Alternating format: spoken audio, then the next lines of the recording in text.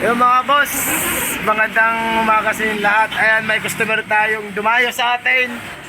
Dito tayo kay sir. Ang dinayo mo sir ay, ako na magsasabi. Ang dinayo ni sir ay, ayan, palit isang set na sprocket. Tapos, palit elbow na.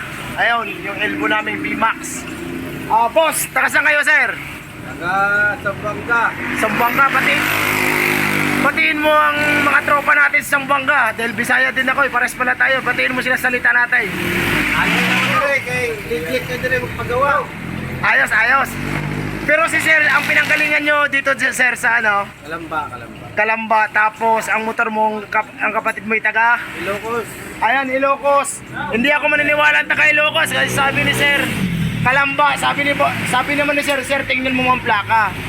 Aray mga boss, hindi ko alam kung ganito nga ang plaka ng Ilocos. Galing pa daw talaga to Ilocos. Ayan, kinuha ni sir para makasubok sa atin. Tetestingin kung legit ba talaga ang kulaog. Ayan sir, legit ba ang kulaog sir? Legit. Ayan, nilabas pang restro ni sir oh. Oh, taga ano, Pasukin. Oh, taga Pasukin. Pasukil sir. Yung pangalan pala. Ayan, Ilocos Norte nga mga idol. Talagang si sir ay pumasyal sa atin. Tapos si Bossing, taga saan nga Bossing? Paranaque. Ang problema ang motor mo ay Ngay. Mainit. pag mainit, ayan, Nang babayo rin. nambabayo. Ayan mga boss, sinabi ko na sa inyo, may video tayo dati. Ulitin ko lang, baka I-edit ko na lang to kasi hindi ako to eh. wow. Pinili ko lang to. Tapos baka nakalimutan nyo na. Ang gagawin natin, pag ganong tuwing iinit, barbula lang ang ating kukut-kutin. Valve lapping. Tapos syempre shimmings, gawa ng pumasok ng 20 dito. Hindi ko na pinapakita sa inyo, basta wala lang sa tamang clearance.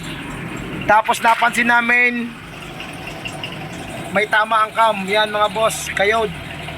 Pero kung cost ng ingay, hindi to magkukos ng ingay. Pero pwedeng mag-overheat, aayusin na lang natin. Pero sa ingay, malayo yan.